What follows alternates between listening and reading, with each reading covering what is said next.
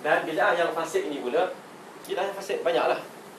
Bid'ah-bid'ah yang dalam amalan-amalan kan, yang dalam kategori maksiat lah. Contohnya macam banyaklah contohnya kan. Contohnya, contohnya tahu lah kot. Macam mana kita datang? Cuba bagi satu contoh bid'ah yang memfasikkan ni. Ada? Solat, katalah ada tak solat yang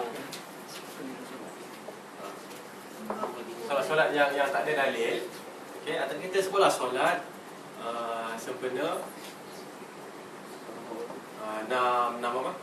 6 puasa 6. Puasa 6. Zikir yang kepala lah tak. Zikir rambut kepala lah tak. Zikir juga boleh. Zikir peralunan. Okey. Betul, zikir sebenarnya biasa, dia normal kan. Subhanallah, subhanallah, subhanallah, subhanallah kan. Itu sebenarnya bid'ah juga tu kan. Azan jelas, azan memang jelas. Azan beralunan. Okey. Ibnu Umar tak apa. Memang ada pun. Ibnu Umar mengatakan dia pernah masuk satu masjid, adalah asar riwayat kita bawa nanti kemudian. Masuk masjid, azan itu dialunkan, dialunkan. Beralunan betul lah. Dialunkan maksudnya disebut, ya, bukan kan? Diiramakan. Okey, dia keluar dari masjid. Tak sembahyang kat masjid tu. Okey. Zikir secara jama'i, secara berkumpulan. Okey. Ditegur oleh siapa? Ditegur oleh Abdullah bin Mas'ud. Kan? Abdullah bin Mas'ud tegur. Kan tu dizikir dengan batu kan? Zikir dengan batu. Okey, serupa dengan batu tasbih lebih kurang lah kan. Zikir dengan batu. Kabbiru mi'ah. Takbir 100 kali. Allahu akbar. Allahu akbar. Tak batu kan? Tak batu. 100 okey. Sabbihu mi'ah. Tasbih 100 kali pula. Okey. Jadi Ibnu Mas'ud kata apa? A'in lakum la'ala millatin ahda min millati Muhammad. Sama ada kamu berada di atas satu agama yang lebih hebat daripada agama Muhammad. Kefahaman yang lebih hebat daripada kefahaman Muhammad. Au muftatihu babi dalalah. Ataupun kamu membuka pintu kesesatan. Dua. Pilih satu. Okay, adakah mereka boleh cakap kami lebih hebat daripada Muhammad? Boleh. Cakap tu kafir lah habis. Jadi bila tak ada yang ni, maka hanya ada, kan, bila tak ada yang tu maka hanya ada pilihan yang kedua, iaitu membuka pintu kesesatan. Nampak baik kan? Apa yang mereka buat? Duduk kat masjid. Dia tak duduk kat disko, tak duduk kat mana, tak duduk kat masjid. Okey, apa yang mereka buat lagi? Berkumpul. Okey, apa lagi? Tasbih, takbir, tahlil. Tasbih, takbir dengan tasbih, takbir dengan tahmid. Kan? Memuji Allah 100 kali. Itu pun Ibnu Mas'ud kata membuka pintu kesesatan. Okey? Bolehlah kalau nak letakkan bawah ni, benda tu boleh je. Okey? Baik. Berkenaan dengan bid'ah yang hasanah tadi, memang Imam Asy-Syafi'i pun ada mengatakan, tapi bukan dalam bentuk hasanah. Imam Asy-Syafi'i mengatakan al-bid'atu bid'atan, bid'ah ada dua jenis. Bid'atun mahmudah, bid'ah yang terpuji, dan bid'atun mazmumah, bid'ah yang tercela. Okey, jadi kalau nak ikut mazhab Syafi'i, maka gunalah bid'ah mahmudah, jangan guna bid'ah hasanah. Okey. Dan dia kata bid'ah yang mahmudah, yang terpuji itu ialah yang menepati Quran dan Sunnah. Yang menyalahinya adalah bid'ah yang tercela. Di antara bid'ah yang tercela adalah imsak, seperti yang disebut oleh Al-Imam Ibnu Hajar. Ibnu Hajar dia yang bawa kata-kata Imam Syafi'i yang saya sebut tadi. Okey, jadi dia fahamlah benda tu. Dan bila sampai ke masalah imsak, dia tak sebut imsak pun, tapi maksud tu imsak lah, iaitu berhenti makan. Okey, bila nak sampai waktu puasa tu berhenti makan, sulus sa'ah. Lagi banyak daripada kita lagi. Kita 10 minit, dia dalam lebih kurang 20 minit. Sulus tu 1/3. 1/3 jam sebelum azan tu telah buat satu tanda bahawa kena berhenti makan. Okey. Dan Imam Ibnu Hajar mengatakan wa minal bid'il munkarah, kan, antara bid'ah yang mungkar. Dia tak kata wa minal bid'il hasanah, tak ada. Okey. Imsak itu adalah bid'ah yang mungkar di sisi Al-Imam Ibnu Hajar. Ibnu Hajar mazhabnya siapa? Mazhabnya apa? Mazhabnya Asy-Syafi'i. Okey. As-Suyuti mengatakan Lagi contoh lah kan, orang kata benda tu hasanah, tapi imam dalam mazhab sendiri pun mengatakan adalah mungkar. Okey, antaranya adalah melafazkan niat. Okey, melafazkan niat. Imam Suyuti mengatakan itu adalah satu bid'ah yang mungkar. Okey. Jadi boleh nak gunakan bid'ah hasanah, okeylah, kita kira tak ada masalah. Cuma pastikan benda tu tidak menyalahi Al-Quran dan Sunnah. Okey. Yang kedua, ya. Nabi Ibrahim langit ke-7, Nabi Muhammad berapa pula? Nabi Muhammad langit ke berapa? Nabi Muhammad tak ada dalil yang menunjukkan dia di langit. Tak ada. Lepas tu tak ada apa ya? Kan? Tak ada dalil yang menunjukkan dia berada di mana-mana langit.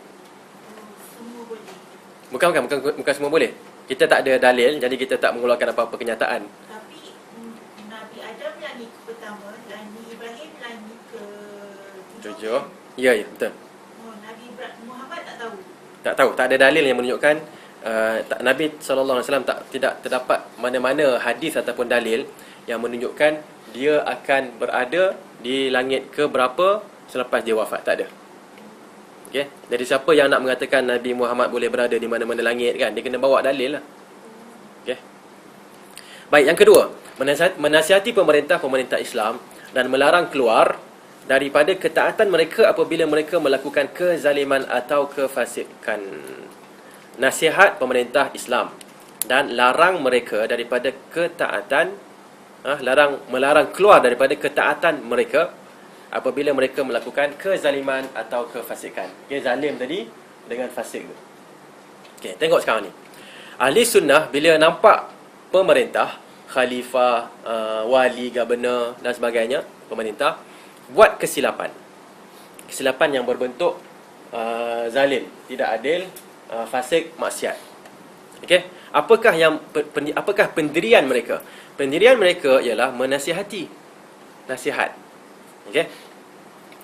Apakah maksud nasihat? Apa maksud nasihat? Iradatul khairi lil mansur.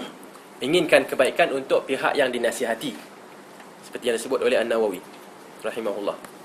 Sekarang ni dalam bentuk nasihat. Okey, nasihat ni banyak. Nasihat ni cukup luas. Apa dia? Inginkan kebaikan untuk pihak yang dinasihati.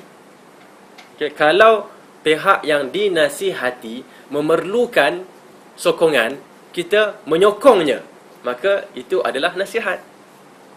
Kalau dia memerlukan teguran, kita tegur dia, itu adalah nasihat. Kalau dia memerlukan bantuan, kita bantu dia, itu adalah nasihat. Betul tak? Ya. Ustaz, dalam Quran dia cakap kalau kita menyembunyikan ilmu agama, ahli neraka kan? Kalau dia tak tanya, macam mana? Tak tanya apa? Siapa tak tanya? Kalau kita menyembunyikan ilmu agama, Ha? kita masuk neraka. Dia akan cakap kan? Okey. Tapi kalau dia tak tanya, kita kena cakap juga. Siapa yang tak tanya tu? Kalau orang kawan ke, bukanlah kawan, kalau saudara sesama Islam tak tanya, kita kena cakap ke? Dia kalau tanya wajib. Kalau tak tanya, Kalau tak tanya pun wajib juga. Okey. Kalau tanya fasalu idza stansahaka fansahu. Dalam hadis, sekiranya dia meminta nasihat daripadamu, maka nasihatkanlah dia. Itu kewajipan seorang muslim pada muslim yang lain, saudaranya. Kalau tidak, maka dia termasuk dalam balighu anni walau ayah, sampaikanlah daripadaku walaupun sepotong ayat. Ayat yang kita faham, hadis yang kita faham, situasi menuntut kita menyampaikan, sampaikan. Okey. Baik, kembali kepada perbincangan kita. Sekarang ni kita sebut tadi menasihati pemerintah, maksud nasihat dah tahu dah, iaitu inginkan kebaikan untuk pihak yang dinasihati. Luas kan konsep nasihat. Okey. Tapi kita nak fokuskan sekarang ni nasihat dalam bentuk teguran, menegur kesilapan. Apakah etikanya? Bagaimanakah perlu dibuat dan apakah etikanya? Adakah, okey, kita letak A, adakah dibuat di khalayak ramai? B, dibuat secara bersendirian. Maksudnya secara bersendirian ke secara apa? Secara tertutup. Gitu kan? Personal. Adakah begitu? Okey. Dan C, dibuat dengan macam mana?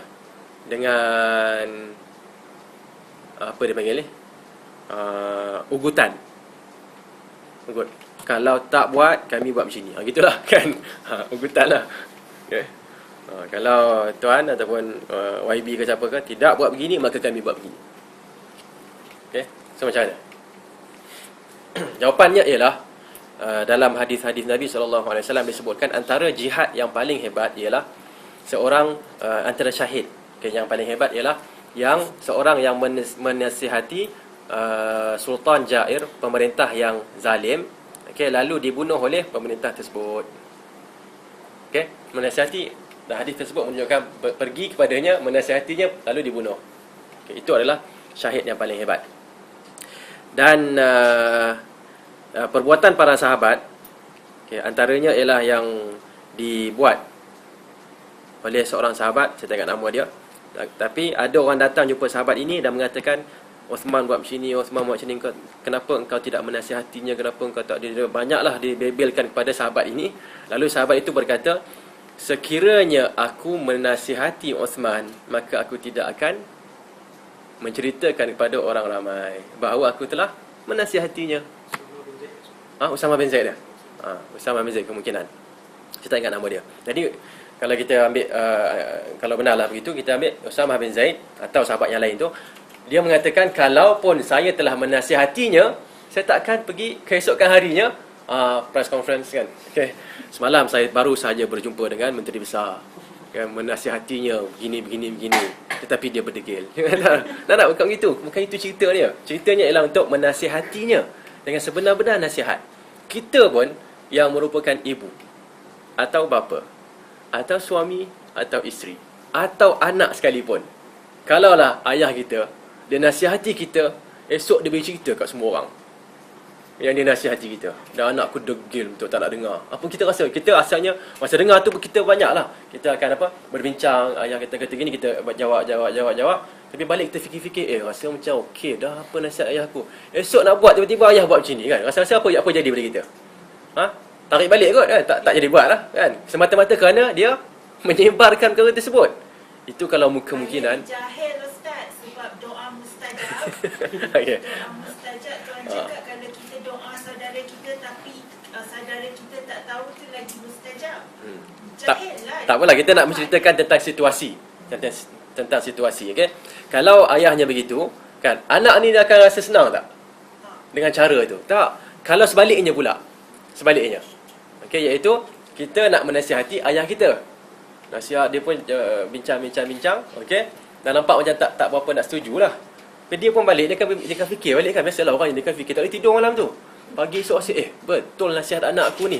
Tapi keluar esok pagi, dah keluar dalam surat khabar, saya telah menasihati ayah saya, kan. Okay? Macam mana?